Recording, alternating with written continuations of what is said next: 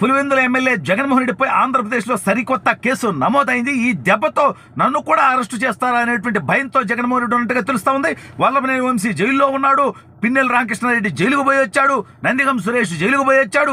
ఈ నేపథ్యంలో నన్ను కూడా బొక్కలో మింగుతారనేటువంటి భయంతో ఆంధ్రప్రదేశ్ రాష్ట్రం నుంచి జగన్మోహన్ రెడ్డి పారిపోయాడు. అసలు ఇంతకీ ఏ కేసు నమోదైంది, జగన్మోహన్ రెడ్డి ఎక్కడికి పోయాడు అనేది ఈ వీడియోలో వివరించబోయే ముందుగా ఇప్పటివరకు మన ఛానల్ సబ్స్క్రైబ్ చేయని వాళ్ళు ఖచ్చితంగా సబ్స్క్రైబ్ చేయండి. ఇక విషయానికి వస్తే ఈ పులకేసు మీద 32 కేసులు ఉన్నాయి. దాని గురించి నేను చెప్పను, మీ అందరికీ తెలిసిందే ఆల్రెడీ. ఈ దౌర్భాగ్యుడు 16 నెలలు జైల్లో చెప్పకూడదన్నాడు, అది మీ అందరికీ తెలిసిందే. వీటి గురించి నేను అస్సలు చెప్పాల్సినటువంటి అవసరం లేదు. 11 సిబిఐ 7 ఈడీ కేసులు కూడా ఉన్నాయి. వాటి మీద బెయిల్లో బయట తిరుగుతా ఉన్నాడు, కోర్టుకు కూడా పోవట్లా. ఇవన్నీ పక్కన పెడదాం. అయితే ఈ జగన్మోహన్ రెడ్డి ముఖ్యమంత్రిగా ఉన్నప్పుడు ఇతను చేసినటువంటి తప్పుడు పనులకి 32 కాదు కదా 3200 కేసులు పెట్టినా కూడా తక్కువే. అంత తప్పుడు పనులు, అన్ని అవినీతి పనులు చేశాడనేది కూడా అందరికీ తెలుసు. అయితే ఈ దౌర్భాగ్యుడికి వ్యవస్థలంటే గౌరవం లే. ఏకంగా ఆనాటి ఎన్నికల కమిషన్లో ఉన్నటువంటి నిమ్మగడ్డ రమేష్ గారి మీద విపరీతంగా విరుచుకుపడ్డాడు. అదేవిధంగా సుప్రీంకోర్టు ప్రధాన న్యాయమూర్తి కాబోతున్నటువంటి ఎన్వి రమణ గారి మీద విరుచుకుపడ్డాడు. అంటే వీడికి వ్యవస్థలంటే గౌరవం లేదు. అయితే ఇప్పుడు ఆంధ్రప్రదేశ్ రాష్ట్రంలో గ్రాడ్యుయేట్ ఎన్నికలు జరుగుతూ ఉన్నాయి, కృష్ణా గుంటూరు జిల్లాల్లో, గోదావరి జిల్లాల్లో. అయితే ఎన్నికల కోడ్ ఉంది, దాన్ని కూడా మర్చిపోయి ఇతనేదో మిర్చి రైతుల కోసం పోరాటం చేస్తాడు. నీ బతుక్కి నువ్వు ఎప్పుడన్నా పచ్చకండ వేసుకున్నావా? రైతు అనేటువంటి పదం పలకటానికి నీకు కనీస అర్హత ఉందా? సరే, ఇవన్నీ పక్కన పెడదాం.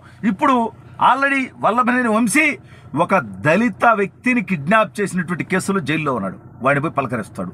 దళిత డ్రైవర్ సుబ్రహ్మణ్యాన్ని చంపేస్తే ఆ ఎమ్మెల్సీ అనంతబాబును పక్కన కూర్చోబెట్టుకొని భోజనం పెడతాడు. దళిత డాక్టర్ సుధాకర్ని అత్యంత పాశవికంగా చంపేపిస్తాడు. ఈ రకమైనటువంటి తప్పుడు పనులతో ఒక దళిత మహిళ మరియమ్మని చంపేస్తే నందిగం సురేష్ అతన్ని ఎంకరేజ్ చేస్తాడు. అంటే ఈవీఎంలు పగలగొట్టి ప్రజాస్వామ్యాన్ని అపహాస్యం చేస్తే పిన్నెల్లి రామకృష్ణారెడ్డిని ఎంకరేజ్ చేసి జైలుకు పోయి పలకరించి వస్తాడు. జగన్మోహన్ రెడ్డి ఆంధ్రప్రదేశ్కి రావాలంటే ఆ పార్టీ నుంచి ఎవడో ఒకటి జైలుకు పోవాల్సిందే అనేటువంటి పరిస్థితి ఈ రాష్ట్రంలో నడుస్తోంది. అప్పుడు తప్పితే ఇక్కడికి రావట్లా. అయితే నిన్న మిర్చియాడి దగ్గర ఇతను చేసినటువంటి దౌర్భాగ్యం, చట్టాన్ని ఉల్లంఘించడం, దాంతోపాటు 16 మిర్చి బస్తాలు దోచుకోవడం. జగన్మోహన్ రెడ్డి సిగ్గులేనుడా? నువ్వు వెళ్ళింది రైతుల కోసం, ధర్నా కోసం, రైతుల కోసం న్యాయం జరగాలని చెప్పి మిర్చికి రేటు పెంచాలని చెప్పి పోయి ఉద్యమం చేస్తానంటే, ధర్నా చేస్తానంటివే. మరి ఆడికి పోయి రైతులు ఉంచుకున్నటువంటి మిర్చియార్డి దగ్గర ఉంచుకున్నటువంటి 16 మిర్చి బస్తాలు ఎత్తుకుపోయేది అప్పిరెడ్డి అంచెర్లు, మీ అంచెర్లు.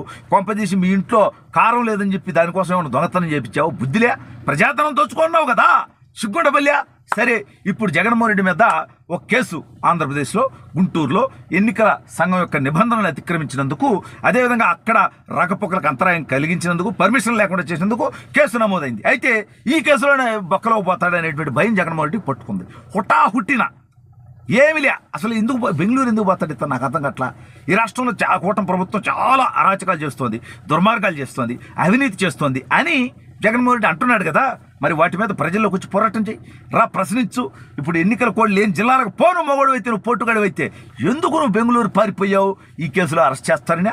అసలు ఈ కేసు కాదురా నాయన, బాబాయిని వేసేసినటువంటి కేసులో ఆ సాక్షుల్ని, సహనిందితుల్ని అందరినీ బెదిరించేటువంటి ప్రయత్నం చేయటం. దస్తగిరి జైల్లో ఉంటే జైలుకు కూడా శివశంకర్ రెడ్డి కొడుకు చైతన్యారెడ్డిని పంపించి మెడికల్ క్యాంప్ పేరిట ఆ దస్తగిరిని భయభ్రాంతులకు గురి చేయటం, అతనికి డబ్బులు ఆఫర్ చేయటం, ఏం చండాల పనులు జగన్మోహన్ రెడ్డి నువ్వు చేసేయని ఒక తప్పు చేయటం, ఆ తప్పును కప్పించుకోవటానికి. ఇవాళ వంశీ జైల్లో ఎందుకున్నాడు? తెలుగుదేశం పార్టీ కార్యాలయం మీద దాడి చేసినటువంటి కేసులో అతను జైల్లో లేడు, ఇప్పుడు ఇంకా పోలా. దానికంటే ఘోరం ఏంటంటే, ఆనాడు కేసు పెట్టినటువంటి ఆ కార్యాలయంలో పనిచేస్తున్నటువంటి సత్యవర్ధన్ అనేటువంటి దళిత యువకుడిని కేసు తీసేపించుకోవడం కోసం అతన్ని కిడ్నాప్ చేశాడు, అతని మీద దాడి చేశాడు, అతన్ని కొట్టారు, చిత్రహింసలకు గురి చేశారు.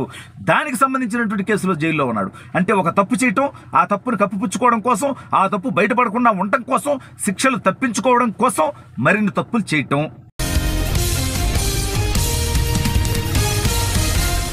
పులివెందుల ఎమ్మెల్యే జగన్మోహన్ రెడ్డిపై ఆంధ్రప్రదేశ్లో సరికొత్త కేసు నమోదైంది. ఈ దెబ్బతో నన్ను కూడా అరెస్టు చేస్తారా అనేటువంటి భయంతో జగన్మోహన్ రెడ్డి ఉన్నట్టుగా తెలుస్తా ఉంది. వల్లభనేని వంశీ జైల్లో ఉన్నాడు, పిన్నెల రామకృష్ణారెడ్డి జైలుకు పోయి వచ్చాడు, నందిగం సురేష్ జైలుకు పోయి వచ్చాడు. ఈ నేపథ్యంలో నన్ను కూడా బొక్కలో మింగుతారనేటువంటి భయంతో ఆంధ్రప్రదేశ్ రాష్ట్రం నుంచి జగన్మోహన్ రెడ్డి పారిపోయాడు. అసలు ఇంతకీ ఏ కేసు నమోదైంది, జగన్మోహన్ రెడ్డి ఎక్కడికి పోయాడు అనేది ఈ వీడియోలో వివరించబోయే ముందుగా ఇప్పటివరకు మన ఛానల్ సబ్స్క్రైబ్ చేయని వాళ్ళు ఖచ్చితంగా సబ్స్క్రైబ్ చేయండి. ఇక విషయానికి వస్తే ఈ పులకేసు మీద 32 కేసులు ఉన్నాయి. దాని గురించి నేను చెప్పను, మీ అందరికీ తెలిసిందే ఆల్రెడీ. ఈ దౌర్భాగ్యుడు 16 నెలలు జైల్లో చెప్పకూడదన్నాడు, అది మీ అందరికీ తెలిసిందే. వీటి గురించి నేను అస్సలు చెప్పాల్సినటువంటి అవసరం లేదు. 11 సిబిఐ 7 ఈడీ కేసులు కూడా ఉన్నాయి. వాటి మీద బెయిల్లో బయట తిరుగుతా ఉన్నాడు, కోర్టుకు కూడా పోవట్లా. ఇవన్నీ పక్కన పెడదాం.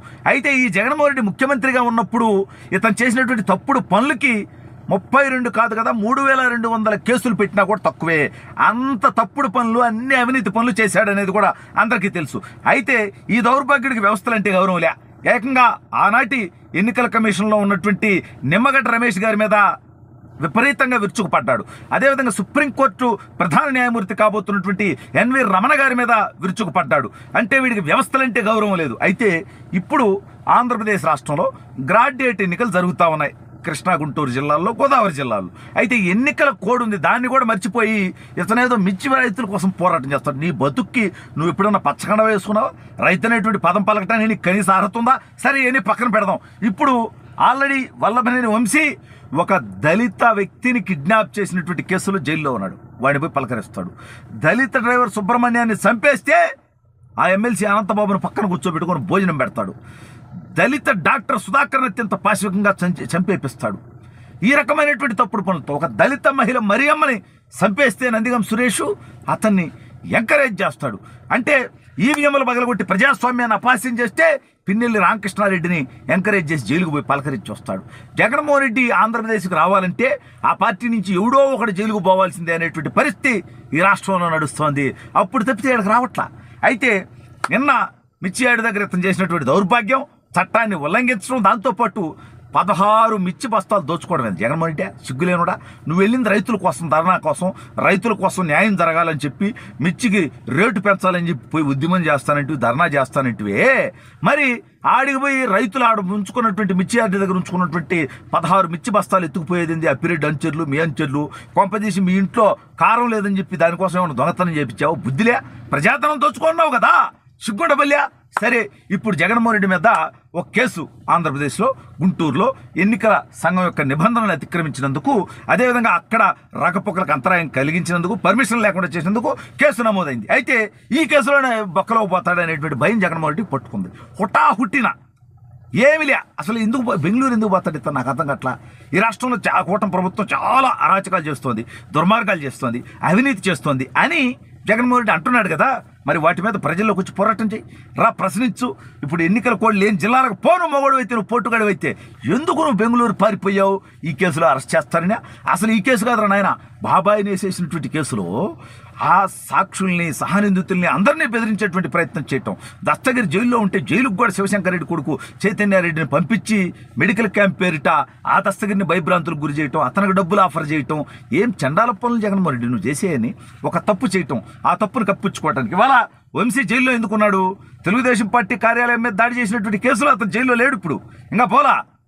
దానికంటే ఘోరం ఏంటంటే, ఆనాడు కేసు పెట్టినటువంటి ఆ కార్యాలయంలో పనిచేస్తున్నటువంటి సత్యవర్ధన్ అనేటువంటి దళిత యువకుడిని కేసు తీసేపించుకోవడం కోసం అతన్ని కిడ్నాప్ చేశాడు, అతని మీద దాడి చేశాడు, అతన్ని కొట్టారు, చిత్రహింసలకు గురి చేశారు. దానికి సంబంధించినటువంటి కేసులో జైల్లో ఉన్నాడు. అంటే ఒక తప్పు చేయటం, ఆ తప్పును కప్పిపుచ్చుకోవడం కోసం, ఆ తప్పు బయటపడకుండా ఉండటం కోసం, శిక్షలు తప్పించుకోవడం కోసం మరిన్ని తప్పులు చేయటం.